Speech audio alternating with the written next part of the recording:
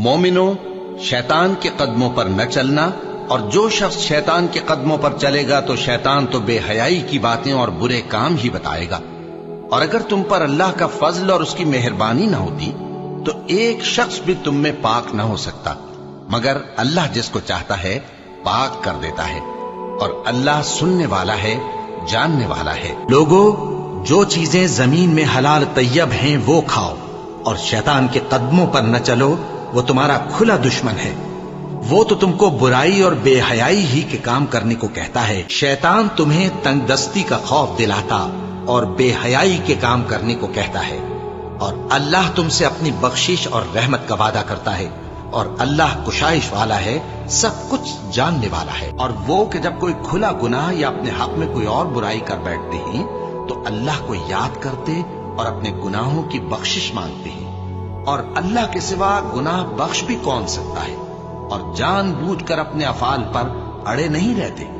ایسے ہی لوگوں کا صلہ ان کے پروردگار کی طرف سے بخشش اور باغ ہیں جن کے نیچے نہریں بہ رہی ہیں، اور وہ ان میں ہمیشہ بستے رہیں گے، اور اچھے کام کرنے والوں کا بدلہ بہت اچھا ہے۔ مسلمانوں، تمہاری عورتوں میں جو بدکاری کا ارتکاب کر بیٹھیں ان پر اپنے لوگوں میں سے 4 شخصوں کی شہادت لو۔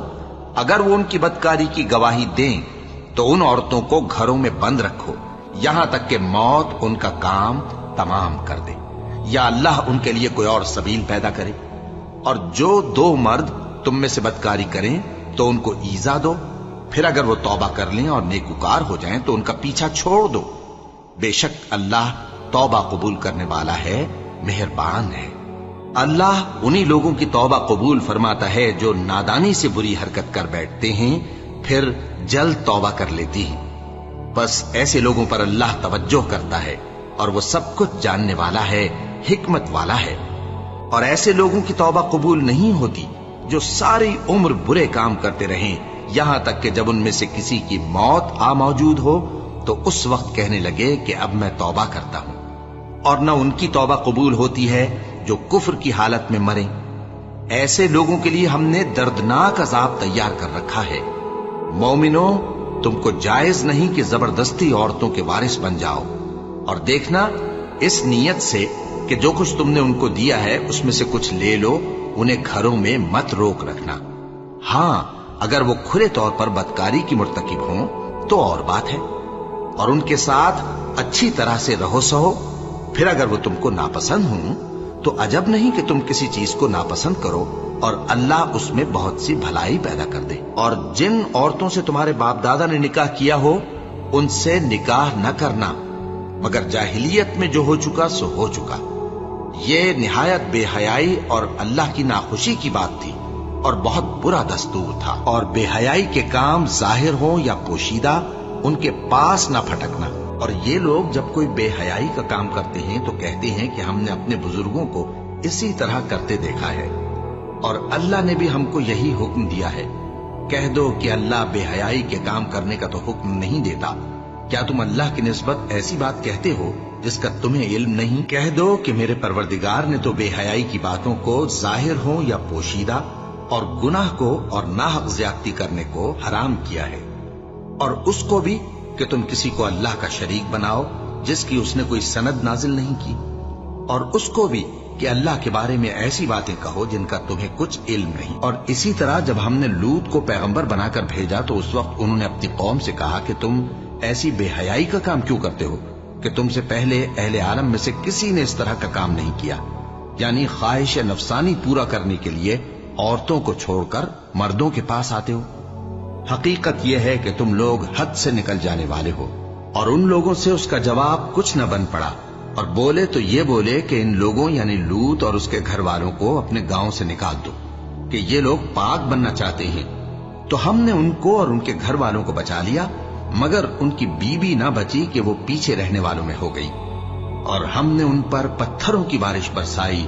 سو دیکھ لو کہ گناہگاروں کا کیسا انجام ہوا۔ اللہ انصاف اور احسان کرنے اور رشتہ داروں کو خرچ سے مدد دینے کا حکم دیتا ہے، اور بے حیائی اور نامعقول کاموں سے اور سرکشی سے منع کرتا ہے، اور تمہیں نصیحت کرتا ہے تاکہ تم یاد رکھو۔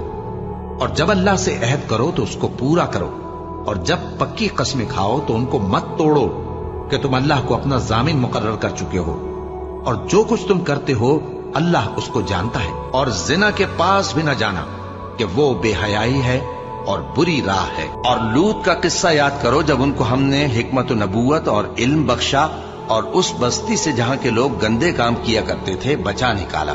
بے شک وہ برے اور بد کردار لوگ تھے، اور انہیں اپنی رحمت میں داخل کیا۔ کچھ شک نہیں کہ وہ نیک کرداروں میں تھے۔ جو لوگ اس بات کو پسند کرتے ہیں کہ مومنوں میں بے حیائی یعنی تہمت بدکاری کی خبر پھیلے، ان کو دنیا اور آخرت میں دکھ دینے والا عذاب ہوگا، اور اللہ جانتا ہے اور تم نہیں جانتے۔ اور اگر تم پر اللہ کا فضل اور اس کی رحمت نہ ہوتی تو کیا کچھ نہ ہوتا، مگر وہ کریم ہے، اور یہ کہ اللہ نہایت مہربان ہے، رحیم ہے۔ مومنوں، شیطان کے قدموں پر نہ چلنا، اور جو شخص شیطان کے قدموں پر چلے گا تو شیطان تو بے حیائی کی باتیں اور برے کام ہی بتائے گا۔ اور اگر تم پر اللہ کا فضل اور اس کی مہربانی نہ ہوتی تو ایک شخص بھی تم میں پاک نہ ہو سکتا، مگر اللہ جس کو چاہتا ہے پاک کر دیتا ہے، اور اللہ سننے والا ہے، جاننے والا ہے۔ اور لوط کو یاد کرو جب انہوں نے اپنی قوم سے کہا کہ تم بے حیائی کے کام کیوں کرتے ہو جبکہ تم دیکھتے ہو؟ کیا تم عورتوں کو چھوڑ کر لذت حاصل کرنے کے لیے مردوں کی طرف مائل ہوتے ہو؟ حقیقت یہ ہے کہ تم احمق لوگ ہو۔ تو ان کی قوم کے لوگ بولے تو یہ بولے، اور اس کے سوا ان کا کچھ جواب نہ تھا کہ لوط کے گھر والوں کو اپنے شہر سے نکال دو، یہ لوگ پاک بننا چاہتے ہیں۔ تو ہم نے ان کو اور ان کے گھر والوں کو نجات دی، مگر ان کی بیوی کہ اس کی نسبت ہم نے مقرر کر رکھا تھا کہ وہ پیچھے رہنے والوں میں ہوگی۔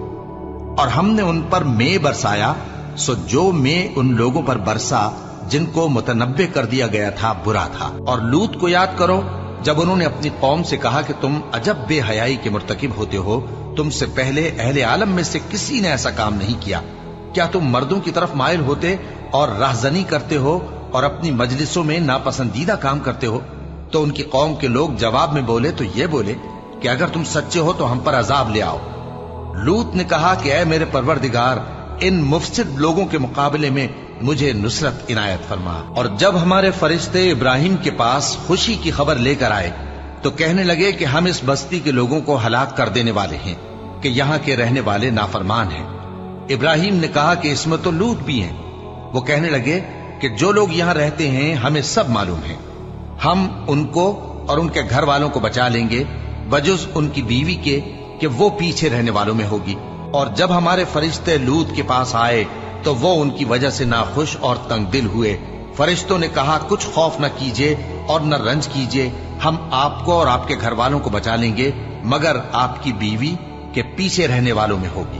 ہم اس بستی کے رہنے والوں پر اس سبب سے کہ یہ بد کرداری کرتے رہے ہیں آسمان سے عذاب نازل کرنے والے ہیں، اور ہم نے سمجھنے والے لوگوں کے لیے اس بستی کی ایک کھلی نشانی چھوڑ دی۔ اے نبی، یہ کتاب جو تمہاری طرف وحی کی گئی ہے اس کو پڑھا کرو اور نماز کے پابند رہو۔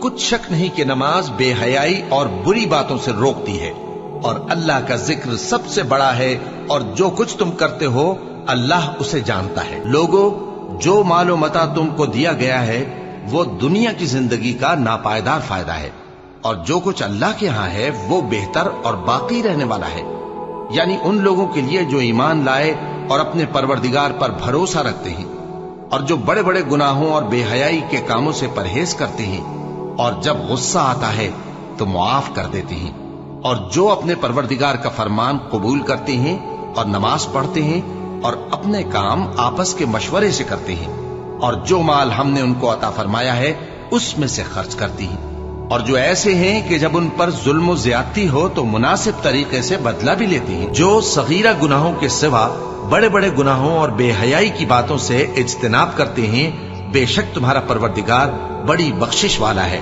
وہ تم کو خوب جانتا ہے۔ جب اس نے تم کو مٹی سے پیدا کیا اور جب تم اپنی ماؤں کے پیٹ میں بچے تھے تو اپنے آپ کو پاک صاف نہ جتاؤ، جو پرہیزگار ہے وہ اس سے خوب واقف ہے۔ اور میں اپنے آپ کو پاک صاف نہیں کہتا، کیونکہ نفس امارہ انسان کو برائی ہی سکھاتا رہتا ہے، مگر یہ کہ میرا پروردگار رحم فرمائے، بے شک میرا پروردگار بخشنے والا ہے، مہربان ہے۔